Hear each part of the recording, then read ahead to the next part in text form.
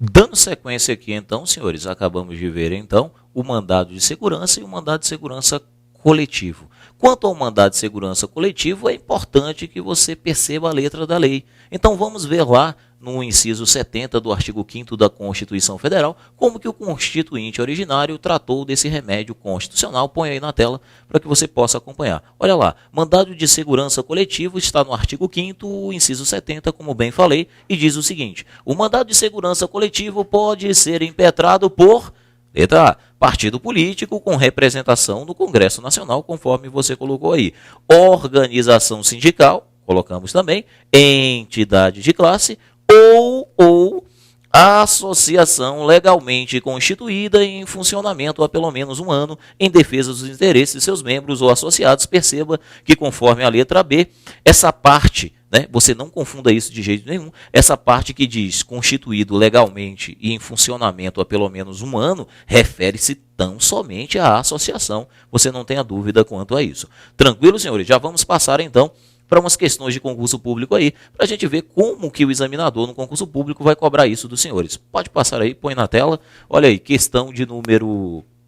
Não, o número eu não sei, né? Mas eu sei que é uma questão da FCC, agora de 2010, e diz o seguinte: é legitimado em substituição processual para a propositura do mandado de segurança coletivo, letra A, a associação legalmente constituída, com no mínimo 3 meses, opa, já está errado, sabemos que é um ano, não é 3 meses, então não pode ser letra A.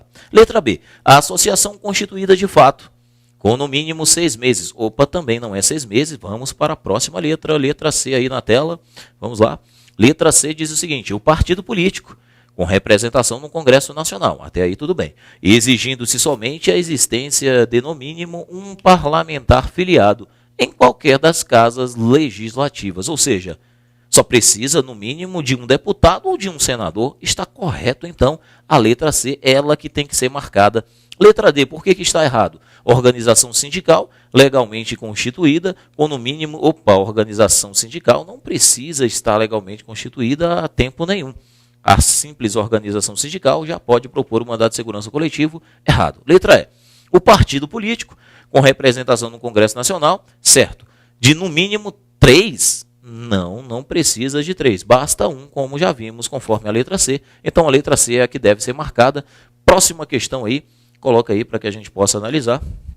Uma questão do CESP diz o seguinte: um partido político que tenha um único deputado federal eleito por sua legenda e nenhum senador pode propor mandado de segurança coletivo, conforme vimos, senhores. Essa questão está corretíssima. Então, próxima questão aí, a questão da FCC, diz o seguinte: pode impetrar um remédio constitucional do mandado de segurança coletivo, exceto o Ministério Público. Exatamente a letra que você tem que marcar, porque o Ministério Público não pode impetrar um mandado de segurança coletivo. Mas vamos analisar as outras letras. Letra B, o partido político que possua ao menos um deputado federal filiado, certo. Letra C, a Ordem de Advogados do Brasil. Sim, porque a Ordem de Advogados do Brasil também pode ser, ou seja, faz as vezes de uma entidade de classe. Não é na sua essência, mas faz as vezes de entidade de classe, uma vez que representa aí, né, os advogados, a classe dos advogados. Letra D, o Conselho Federal de Medicina. Corretíssimo, porque o Conselho Federal de Medicina é o quê? É uma entidade de classe, não é isso? E letra E, a associação legalmente constituída em funcionamento há pelo menos um ano também pode propor mandado de segurança coletivo. Então você deveria marcar aí que quem não pode impetrar esse remédio constitucional é o Ministério Público, logo letra A ser marcada. Tranquilo? Temos ainda alguma questão aí para resolver? Temos mais umas questõezinhas aí. Então, uma outra questão da FCC diz o seguinte: não, essa aqui é do mandado de injunção, né? O mandado de injunção nós ainda vamos tratar daqui a pouco, então segura um pouquinho essas questões aí e volta aqui para mim. Essas questões a gente vai ver daqui a pouco, calma aí. Então vamos primeiro falar do próximo remédio constitucional. Vamos falar então do mandado de injunção para que a gente possa resolver essas questões. Então me acompanha aqui no quadro. Vamos apagar aqui e construir uma nova ideia, um outro remédio constitucional. Vamos tratar agora, senhores, do mandado de injunção coloque aí um outro ponto no seu material. Nós estamos falando, então, do quarto remédio constitucional, é do quinto remédio também, já me perdi, né? Sei nem mais, mas é o quinto, né? É o quinto. Então, vamos lá. O quinto remédio constitucional, coloque aí, quinto remédio constitucional. O quinto remédio constitucional que vamos tratar é o mandado de injunção. Vamos lá. Mandado de injunção. Mandado de injunção. Mandado de injunção. E a primeira coisa que vamos fazer é identificar o dispositivo constitucional que trata sobre o mandado de injunção, ou seja, onde está previsto este remédio dentro da nossa Constituição. Vamos lá. Ele está previsto, então, no artigo 5º da Constituição Federal, mais precisamente no inciso 71. Inciso 71, artigo 5º da Constituição Federal. Tranquilo? Vamos lá. Já vamos para o primeiro ponto, então. Então, abra aí, 5.1. Como vamos fazer? Como estamos fazendo com os outros remédios constitucionais, identificamos primeiro a origem. Qual é a origem desse remédio constitucional? Bom, a origem do mandado de injunção tem aquela mesma divergência de alguns remédios, ou seja, tanto no direito americano, como a doutrina aponta também, para o direito português. Então, vamos colocar os dois assim, aqui. Então, vamos colocar assim, direito tem origem no direito americano, também nas famosas WIRTs. Nas famosas WIRTs. Então, origem aqui no direito americano. E a origem também é apontado aí pela doutrina, também no direito português. No direito português e no direito americano. No direito português, no direito americano. Então, o constituinte originário teria se inspirado tanto no direito americano, se inspirado nas famosas WIRTs americanas, como também no direito português. Bom, a pergunta é, e no Brasil? No Brasil, quando que este remédio surgiu? Bom, esse remédio surgiu na Constituição de 88. Surgiu, então, o mandado de injunção na nossa Constituição de 88, também é um remédio novinho aí. Tudo bem, senhores? Tranquilo?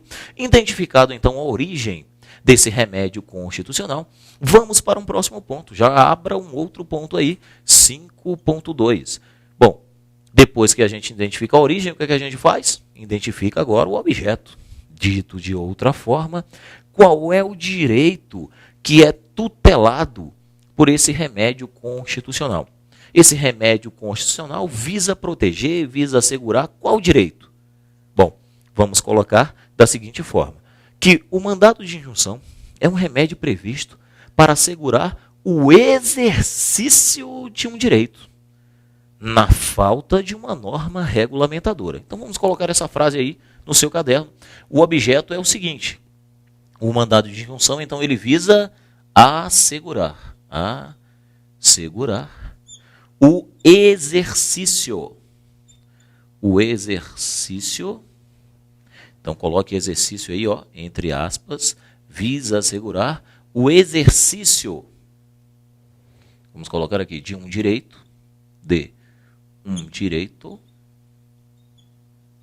na falta de uma norma regulamentadora. Na falta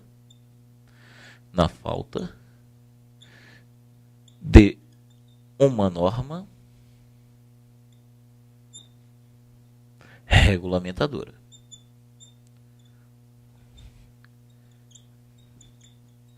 Agora, professor, quando, professor?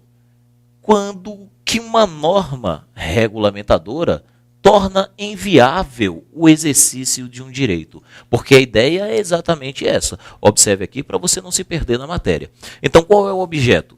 O objeto do mandado de injunção, o mandado de injunção, então, ele visa proteger, ele visa assegurar o exercício de um direito na falta de uma norma regulamentadora. Ou seja, toda vez que a falta de uma norma que regulamente o direito torne inviável o exercício desse direito, você entra com um mandado de injunção para assegurar o exercício daquele direito que está dependendo de uma norma regulamentadora que não existe. Então, professor, quando que uma norma regulamentadora vai tornar inviável o exercício de um direito? Ora, isso vai acontecer quando estamos diante, acompanhe, daquelas chamadas normas de eficácia,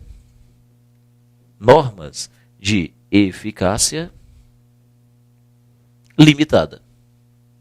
E nós já estudamos isso em aulas anteriores. Então, quando estamos diante daquelas chamadas normas de eficácia limitada, nós estamos diante de uma norma, relembrando aqui para os senhores, antes de mais nada, uma norma incompleta. Ou seja, uma norma que não consegue produzir seus efeitos essenciais com a simples entrada em vigor da Constituição. E não precisa por quê? Ora, porque ela é incompleta. Aliás, não precisa não. Ela não consegue produzir seus efeitos, por quê? Ora, ela não consegue produzir seus efeitos essenciais porque ela é uma norma incompleta. Ela só vai produzir seus efeitos essenciais com o advento de uma norma regulamentadora. Bom, enquanto a norma regulamentadora não vem, você vai garantir o exercício do direito por meio de um mandado de injunção. Acompanhe aqui no quadro. Vou pedir até que o câmera dê um close aqui, para que você acompanhe bem essa ideia aqui e você não se perca na matéria. Observe bem, preste atenção. Vamos utilizar um exemplo. Qual é o exemplo, professor? O exemplo é o artigo, vamos colocar primeiro aqui em cima, é o artigo 37, no seu inciso 7. Este é o exemplo, que trata do direito de greve do servidor público. Então vamos lá, acompanhe aqui, câmera acompanha aqui, dá um close para que a gente consiga desenvolver bem a ideia. Preste atenção. Então, diante do exercício do direito de greve do servidor público, diz o artigo 37, no seu inciso 7. O direito de greve será exercido, ou seja, o seu exercício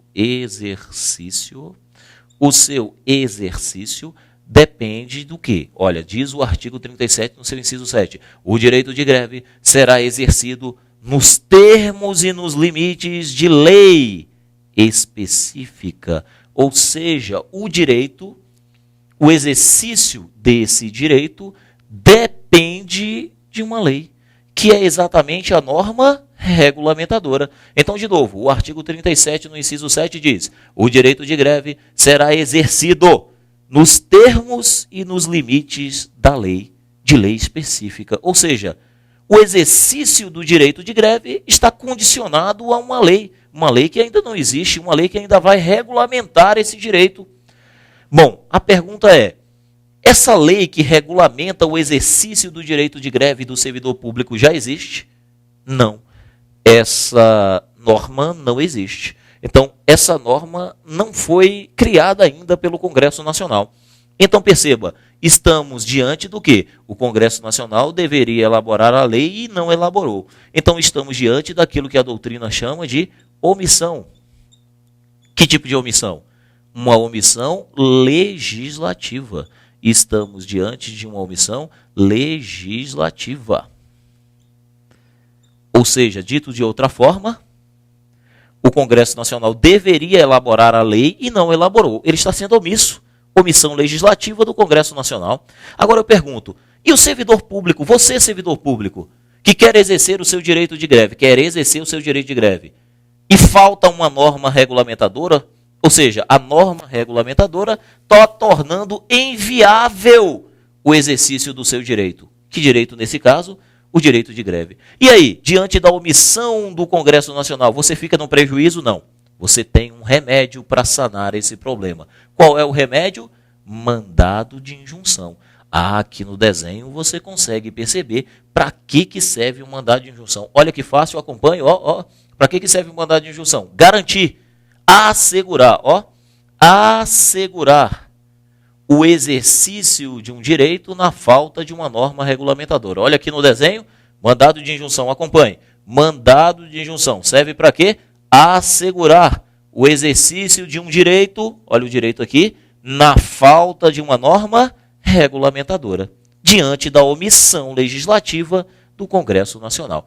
Então é para isso que serve um mandado de injunção. Tranquilo, senhores? Beleza?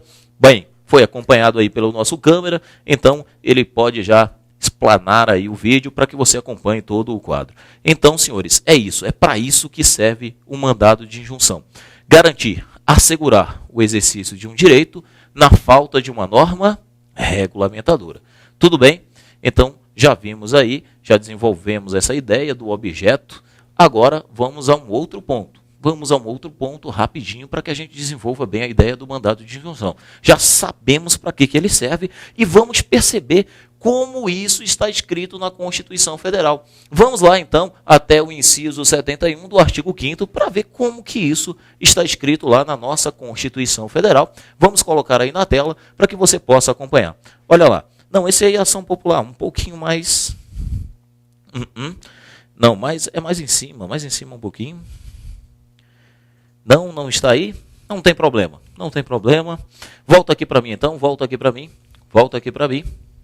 Bom, então, conforme a Constituição Federal está escrito lá, conceder-se-á mandado de injunção, sempre que a falta da norma regulamentadora torne inviável o exercício do direito e das prerrogativas inerentes à cidadania, à soberania. E tem mais alguma coisinha lá que não está me vindo à memória agora. Exercício da soberania, da cidadania e de mais uma coisinha lá. Tudo bem? Então está lá no inciso 71 do artigo 5º da Constituição Federal que vai se conceder mandado de injunção sempre que a falta de uma norma regulamentadora torne inviável o exercício de direitos e as prerrogativas, né, relativas a soberania, cidadania e nacionalidade. O outro é nacionalidade, que estava me fugindo da memória aqui. Tudo bem, senhores? Tranquilo quanto a isso? Então, o mandado de injunção serve para assegurar o exercício de um direito na falta de uma norma regulamentadora. Já vimos isso. Então, vamos identificar um próximo ponto. 5.3, abra aí no seu material, 5.3,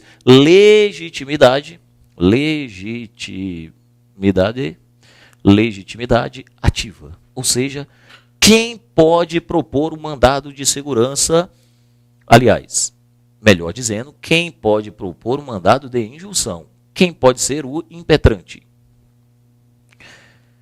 Então você vai colocar aí no seu caderno, no seu material, que o impetrante, a legitimidade ativa no mandado de injunção, pode ser tanto de pessoa física como de pessoa jurídica.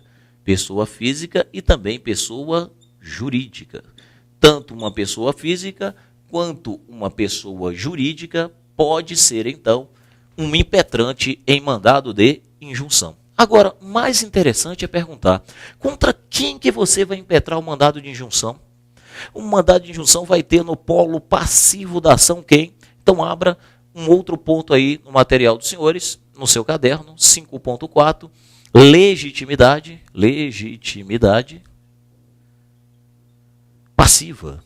Ou seja, dito de outra forma, quem é que vai figurar no polo passivo da ação? Quem vai ser o impetrado? Ora, raciocine comigo. Estamos falando de uma ação para garantir o exercício de um direito na falta de uma norma regulamentadora. Ora, se está faltando uma norma regulamentadora é porque houve uma omissão legislativa. Ora, então você vai impetrar o mandado de injunção contra quem? Contra o órgão omissor, ou seja, aquele órgão que tinha o dever de legislar e não legislou. Então, quem vai figurar no polo passivo, vamos colocar aqui, é o órgão omissor. Se você quiser escrever isso aí de uma outra forma, seria o órgão que tinha o dever de legislar e não legislou. Tudo bem? Um exemplo, o Congresso Nacional. Então, vamos colocar como exemplo aí, o Congresso Nacional é o órgão omissor que deveria elaborar a norma e não elaborou. Tranquilo? Beleza? Vimos então assim a legitimidade ativa e a legitimidade passiva em mandado de injunção. Agora, um último ponto sobre o mandado de injunção, e eu creio que o ponto mais importante é quanto aos efeitos. Vamos tratar agora dos efeitos. Os efeitos em mandado de injunção, isso aqui é muito importante, senhores. Vamos lá. Então, 5.5 aí no seu caderno, no seu material, 5.5, efeitos. Efeitos da decisão. Efeitos da decisão, acompanha aqui, efeito da decisão no mandado de injunção. Nós queremos saber o efeito da decisão quando o Supremo Tribunal Federal vai processar e julgar mandado de injunção. Quando o STF julga, processa e julga os mandados de injunção, qual é o efeito da decisão do STF nesse mandado de injunção? Este é o tema. Então, preste atenção. Vou pedir que você acompanhe com os detalhes aqui para que você não se perca na matéria. Tudo bem? Vamos pedir ao nosso câmera que dê um close aqui para que você possa acompanhar bem isso aqui. Então, veja só. Os efeitos da decisão do mandado de injunção, houve uma evolução no STF. Bom, então vamos acompanhar essa evolução em um esquema. Vamos esquematizar aqui para os senhores os efeitos da decisão em mandado de injunção dentro da jurisprudência do Supremo Tribunal Federal.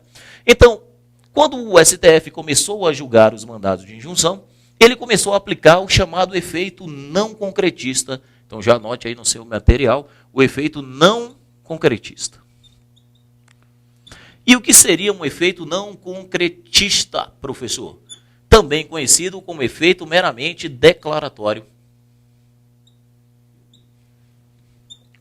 Ou seja, vamos colocar aqui. O que isso significa? Um efeito não concretista, também chamado de efeito simplesmente declaratório.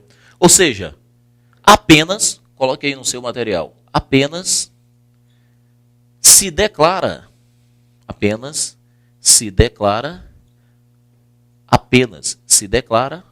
a omissão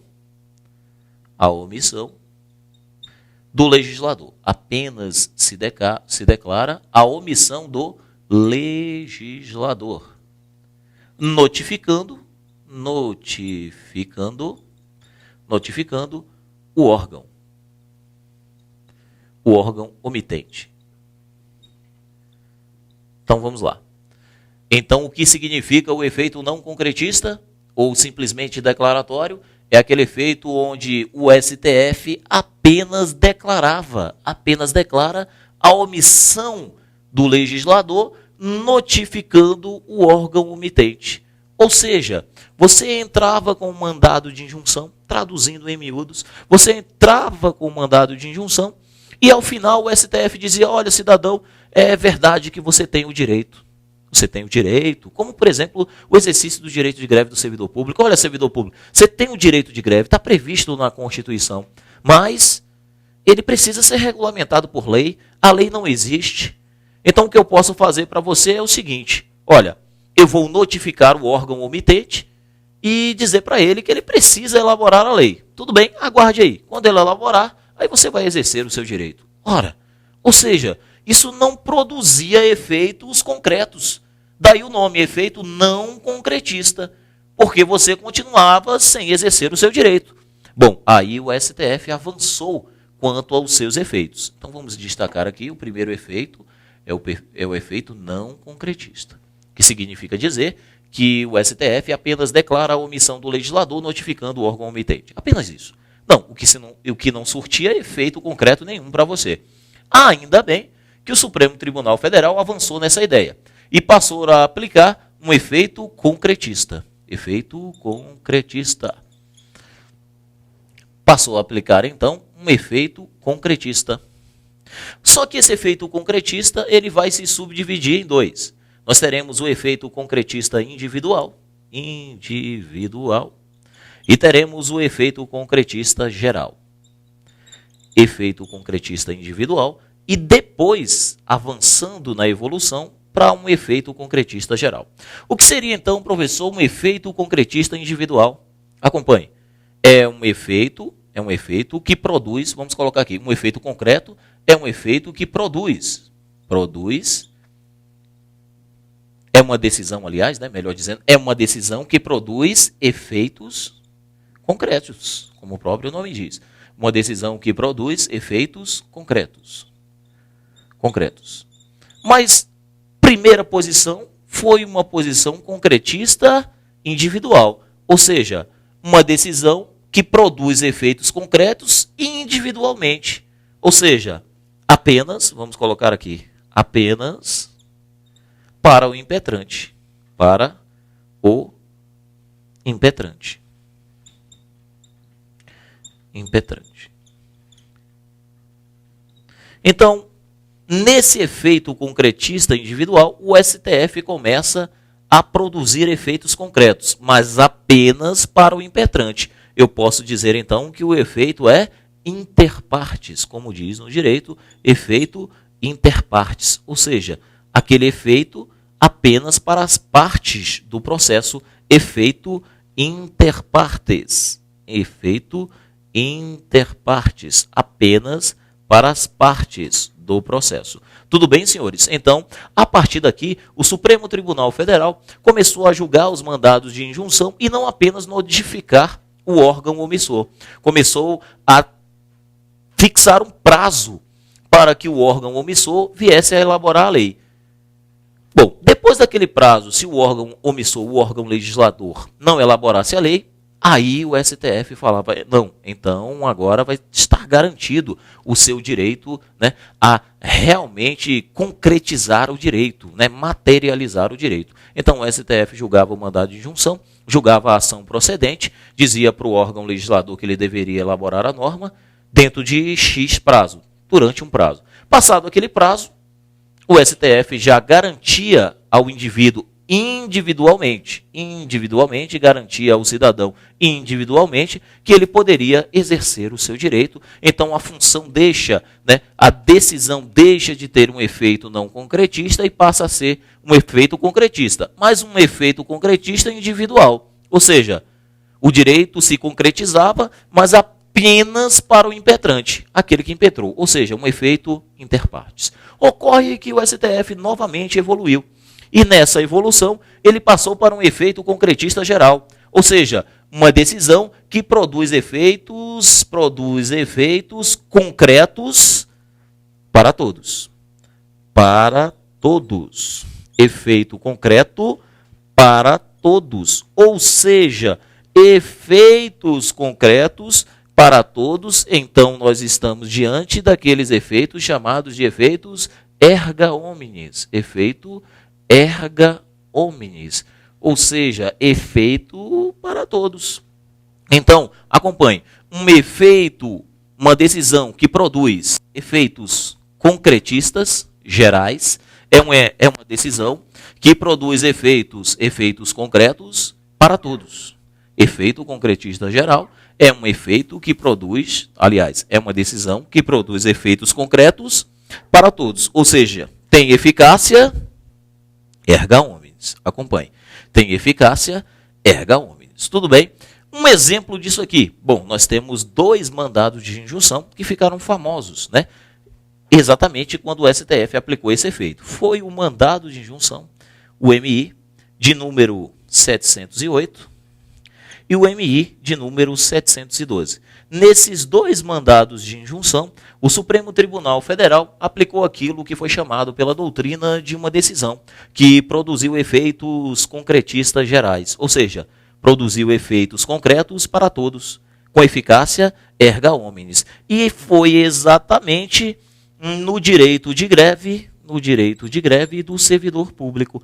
O STF, então, né, diante desses 2 mandados de injunção que foram impetrados, né, por, salvo engano, por alguns sindicatos, algumas associações que impetraram esse mandado de injunção aqui, impetraram o mandado de injunção, o STF declarou procedente o mandado de injunção, disse realmente vocês têm o direito, né, de exercer realmente o seu direito de greve, de concretizar esse direito, mas o STF disse um pouquinho mais, disse assim, olha só, além de concretizar o seu direito, eu digo mais, não vai ser só você que impetrou a ação que vai ter direito, né? Que vai ter realmente materializado o direito de greve, mas todo o servidor público. Então, naquele momento, o Supremo Tribunal Federal garantiu o exercício de direito de greve não só para o impetrante, aquele que impetrou os 2 mandados de injunção aqui, mas para todos, ou seja, deu eficácia erga omnes, é aquilo que a doutrina chamou de decisão com efeito concretista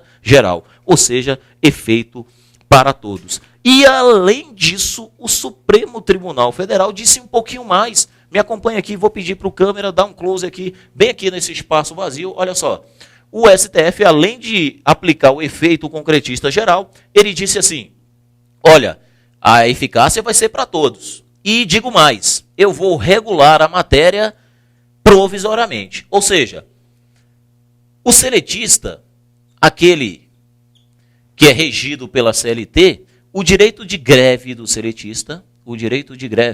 seletista, já está devidamente regulamentado pela Lei 7.783 de 89. Essa lei, ela regulamenta o direito de greve daqueles que são regidos pela CLT, o seletista. Já o direito de greve do servidor público não está regulamentado, ou seja, não existe uma lei regulamentando o direito de greve do servidor público. Existe uma lei regulamentando o direito de greve do seletista. O que é que o STF fez? Olha, além de ser reconhecido o direito de greve para o servidor público, eu vou fazer mais.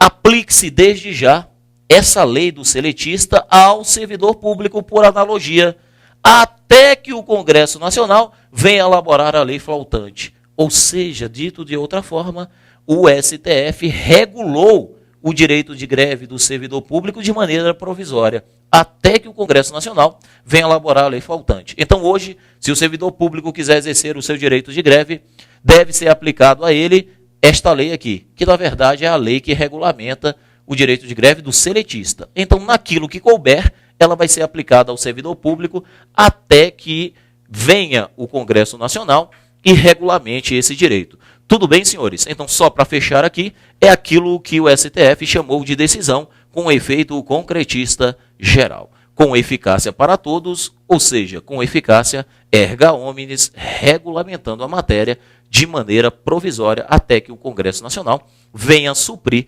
esta omissão. Tranquilo, senhores? Espero que tenha ficado fácil o direito constitucional para os senhores, porque direito constitucional é fácil.